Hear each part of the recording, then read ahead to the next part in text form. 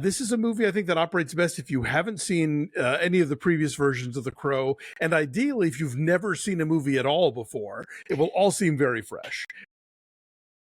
It's breakfast all day after dark. We dashed home from our 6 p.m. showings of The Crow to come and talk to you about this movie because we know you're dying to hear about it. They would not show us The Crow, this reimagining of The Crow, which I think they could have. It's not that bad that they needed to hide it from us, but we wanted to dash out and see it and share a review with you, which is why you've got to subscribe to us here at Breakfast All Day, because who else is going to do this for you? Who else will dash home to record a review of The Crow, whether you want it or not?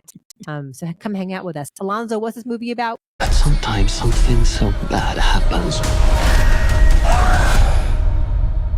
that the soul cannot rest. So yeah, like the 90s predecessor, this is based on the comic book about a superhero. Well, he's a superhero, I guess, eventually, ultimately becomes one. A guy named Eric, he and Shelley are soulmates and they have true love, but then they are killed and Eric gets the chance to come back to avenge her murder and possibly bring her back if he can destroy all the people involved with her death. In this case, the main person involved is Danny Huston. And I'm sorry, it's the year of our Lord 2024. We're still casting Danny Huston as the villain. Like, that's so obvious. We have to stop. Like that was tired 20 years ago. Like you know, I remember the twist in Children of Men was that Danny Huston wasn't the villain, you know. Anyway, and so of course this means a lot of killing, and you know, Bill Skarsgård apparently likes to be in movies where he has a crazy body and wears makeup. So he's done it, and now he's got this. I'm not sure what else is left, but I'm sure he'll find something that fits the bill there. It's called range, baby. Yeah, he'll do it. Creepy clown and a creepy crow. So yeah, this movie is not the debacle that one might think based on the fact they didn't screen it for press, and the buzz has been pretty bad going into this. I mean, there's a lot of strange bits about this. For example, the opening credits, the first names that appear are the executive producers, and this movie has, I swear, more executive producers than cast members. Like it just goes on and on and on. And then the one credited producer is the late Edward R. Pressman, who produced the original one. So I guess that's a contract you can't violate. Talk about life after death. This is like, it's fine. It still feels very 90s. Like there were moments where I thought I would just see the TBS logo pop up in the corner. It's not terrible. It's just kind of There's one reason to see this movie, and it is a sequence involving the opera.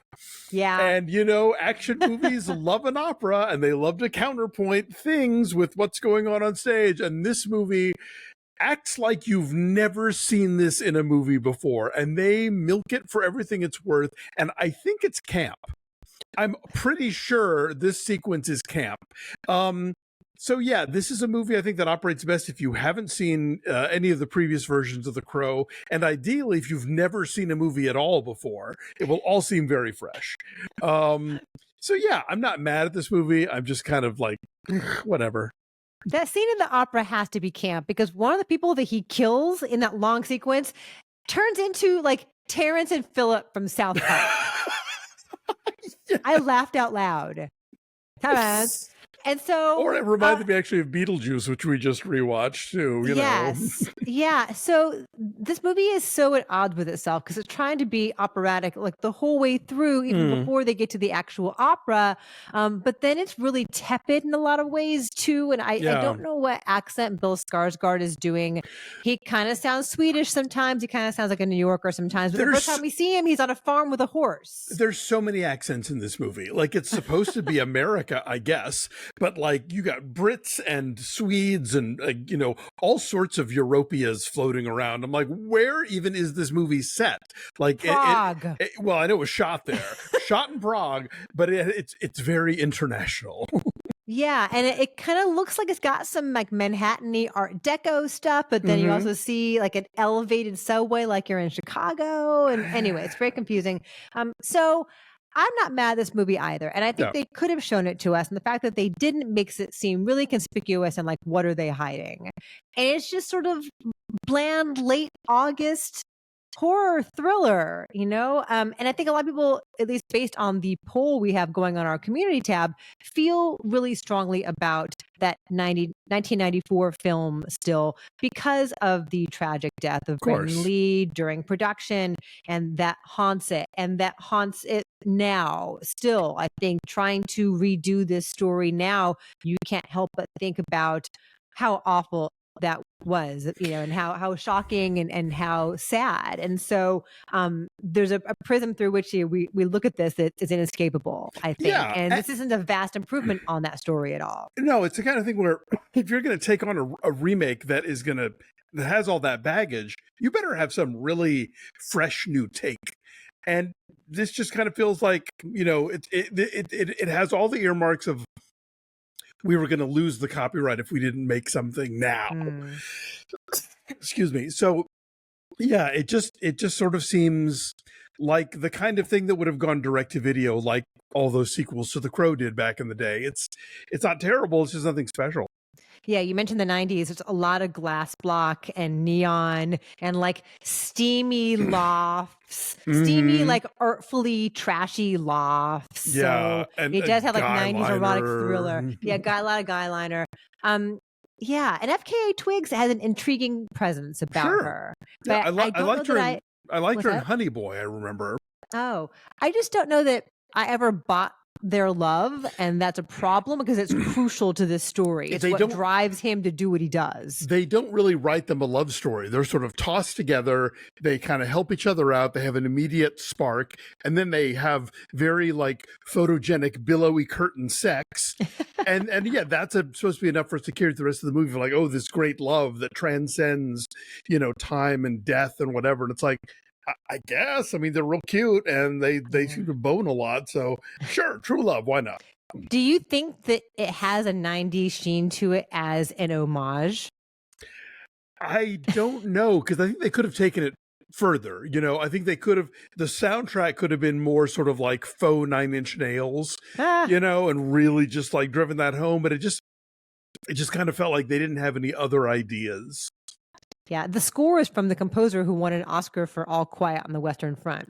Huh. Okay. Well, because I loved Graham Revell's score to the original one.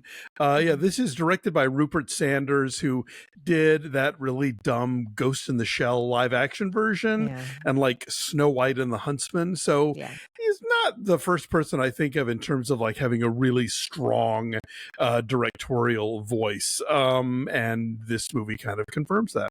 Yeah, I mean, it's unrelentingly bleak, but I guess the subject matter and the source material is anyway, and so that's inevitable. Yeah, but I think it needed more like, it needed more Spencer Gifts goth, you know? It needed more Hot Topic angst, and it just is sort of, you know, it's one of those sort of pan-European, where are we? Everybody's got an accent in movies. The style is not knocking me over, and this is the kind of story I think that demands a real sense of style to it, or strip it down. One of the two. Instead, everything's very mushy middle. Yeah. Uwe Boll did not direct this, but would have made it more interesting, perhaps. You can dream. Right. So what's your number then on The Crow? Like a 5.5, I guess. I mean, I think there were, like I said, that opera sequence is bananas. You need to see it. But I wish the rest of the movie had been pitched to that level of like, we're just going to do this stuff, and it doesn't matter if you've seen it a million times or not. We're going to commit to the bit. But yeah, the rest of it just feels just like I said. I felt like I was watching it on TBS. So yeah, I'll say 4.6. Okay, because I have some questions about logic. Like, don't even unpack that one. Don't even. Who does what to whom and why? Anyway, leave it there. Anyway, The Crow is out there. If you see it, please let us know. Let us know if it makes sense to you. Sure.